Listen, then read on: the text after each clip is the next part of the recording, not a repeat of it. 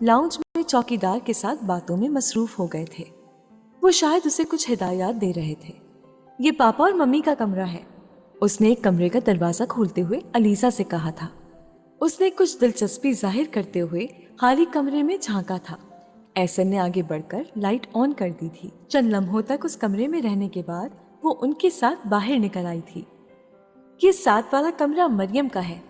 एहसन ने एक और कमरे का दरवाजा खोलकर लाइट ऑन की थी।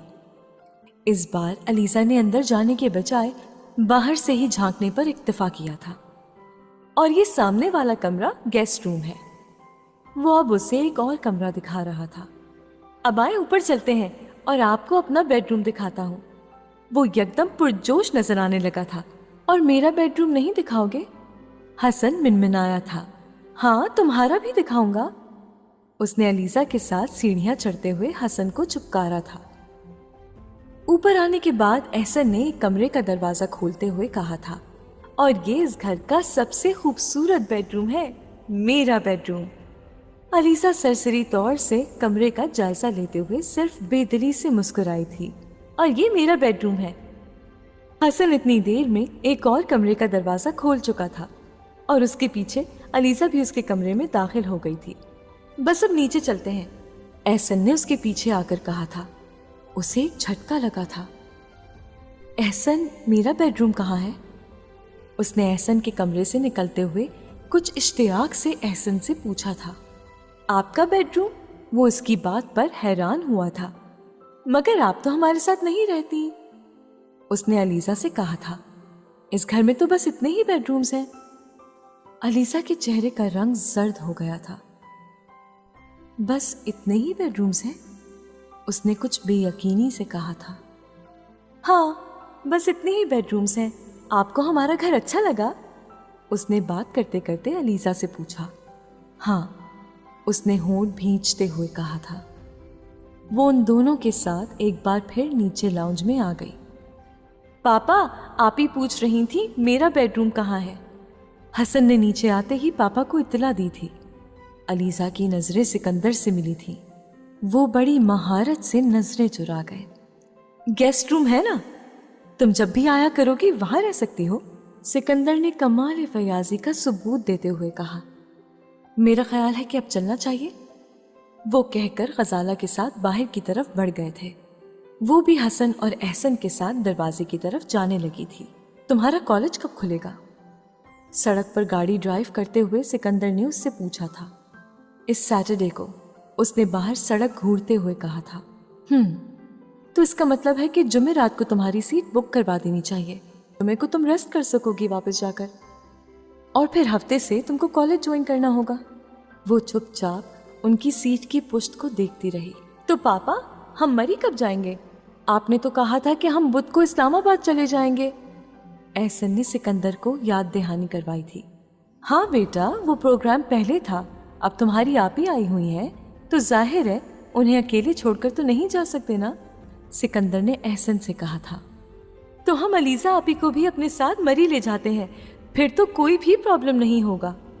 एहसन ने एक ही सेकंड में हल पेश कर दिया था।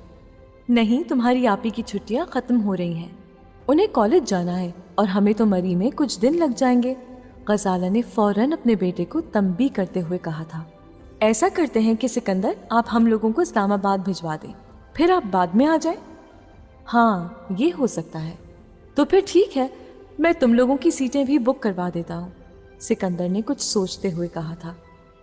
पापा, आप जुमेरात के बजाय मेरी कल की ही सीट बुक करवा दें, उसने मध्यम सी आवाज में सिकंदर को मुखातिब करते हुए कहा था। क्यों, कल की सीट क्यों? सिकंदर ने जवाबन उससे पूछा। पापा, मैं वापस जाकर थोड़ा पढ़ना चाहती हूँ। पूरी छुट्टियाँ मैं कुछ भी नहीं पढ़ सकी, और अब 2-3 दिन में किताबों को पढ़ने की कोशिश करूँगी। नहीं अलीसा, अभी तुम कल ही तो आई हो और इतनी जल्दी चली जाओगी, गजाला ने बहुत प्यार भरे अंदाज में उससे कहा था। नानो और नाना भी मुझे बहुत मिस कर रहे होंगे। इस बार मैं छुट्टियों में उनके साथ ज़्यादा वक्त नहीं गुजार सकी, उसने एक और वजह दी थी। ठीक है, अगर तुम ऐसा ही मुनासिब समझती हो तो ऐसा ही कर लेते हैं, उसने पापा को कहते हुए सुना था। انہوں نے اسے روکنے کی کوشش بالکل نہیں کی تھی۔ اس نے آنکھوں میں اترنے والی نمی کو خون بھینچ کر ضبط کیا۔ پھر کل شام کی سیٹ بک کروا دیتا ہوں۔ اگلی شام ایئرپورٹ کے لیے روانہ ہوتے ہوئے اس کے پاپا نے ایک بیگ اسے تھما دیا تھا۔ اس میں تمہارے لیے کچھ چیزیں ہیں، میں نے اور تمہاری آنٹی نے خریدی تھی۔ اس نے بجھے دل سے بیگ تھام لیا تھا۔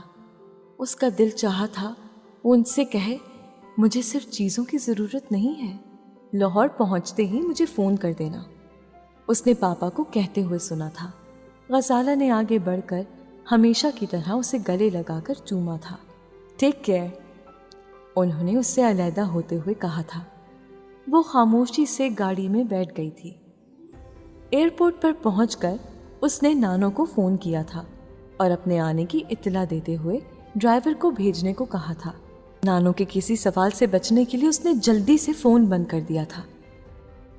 تمہیں تو ابھی بہت دن وہاں رہنا تھا اور اب 2 دن میں ہی واپس آ گئیں؟ نانو نے اس کا استقبال کرتے ہی پہلا سوال کیا تھا۔ وہ کچھ حیران ہوئی تھی۔ نانو نے ہمیشہ کی طرح آتے ہی اسے گلے نہیں لگایا تھا۔ ہاں، بس میرا دل ہی نہیں لگا وہاں۔ پاپا تو بہت اصرار کر رہے تھے کہ میں ابھی واپس نہ جاؤں۔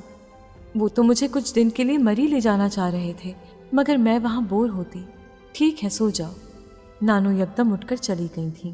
وہ کچھ اور الجھ گئی تھی۔ نانو نے اس سے کھانے کا پوچھا تھا، نہ ہی نانا سے ملنے کے لیے کہا تھا، بلکہ صرف ایک جملہ کہہ کر اٹھ گئی تھی۔ وہ الجھے ہوئے ذہن کے ساتھ اپنے بیڈ روم میں آ گئی تھی۔ کپڑے بدلنے کے بعد وہ بیڈ پر لیٹ گئی تھی۔ اس وقت وہ واقعی سونا چاہتی تھی۔ اگلے دن صبح جب وہ کچن میں آئی تھی تو اس وقت 10 بج رہے تھے۔ نانو اس وقت خانسامہ کو کچھ ہدایات دے رہی تھی۔ السلام علیکم نانو، اس نے کچن میں داخل ہوتے ہوئے نانو کو مخاطب کیا تھا۔ وعلیکم السلام۔ انہوں نے اسے دیکھے بغیر ہی اس کے سلام کا جواب دیا تھا۔ نانا کہاں ہے نانو؟ رات تو میں ان سے مل ہی نہیں سکی، اس نے پوچھا۔ کسی کام سے باہر گئے ہوئے ہیں؟ پتہ نہیں۔ اسے ان کی آواز ایک بار پھر بہت ترش محسوس ہوئی تھی۔ نانو، مجھے بریکفاسٹ کرنا ہے، اس نے کہا تھا۔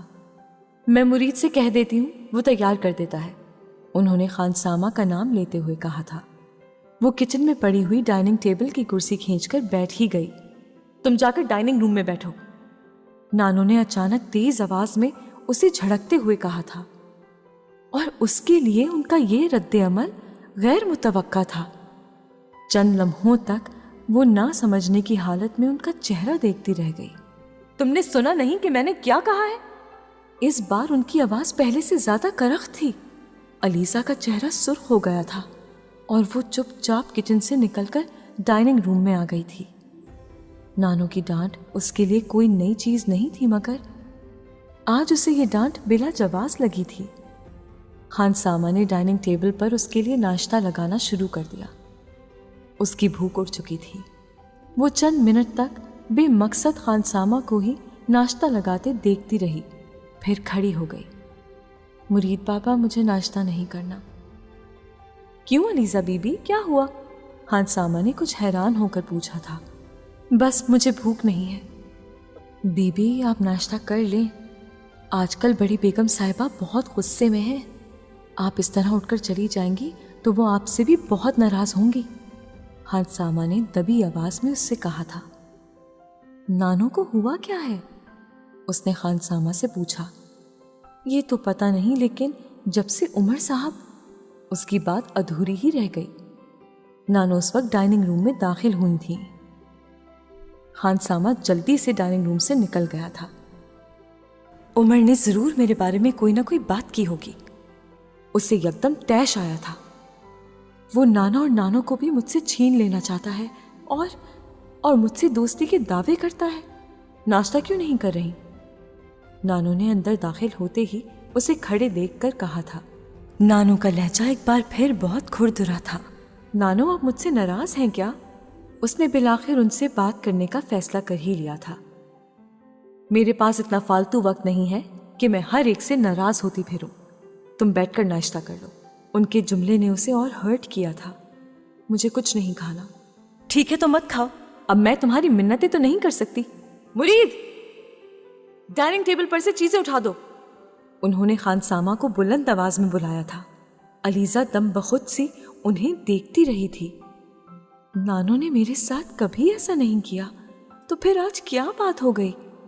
میری 3 دن کی غیر حاضری میں ایسی کیا بات ہو گئی کہ میرے ساتھ اس طرح پیش آنے لگ گئی ہیں؟ وہ ساکت کھڑی سوچتی ہی رہ گئی۔ تم سے مجھے کچھ باتیں کرنی ہیں، میرے بیڈ روم میں آ جاؤ۔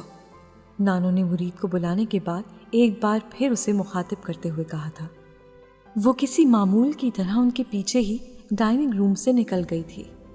ان کے پیچھے ان کے کمرے کی طرف جاتے ہوئے اس کا ذہن مسلسل یہ اندازہ لگانے کی کوشش میں مصروف تھا کہ ان کی ناراضگی کی وجہ کیا ہو سکتی ہے، اور کیا اب اپنے بیڈ روم میں وہ اسی بارے میں باتیں کریں گی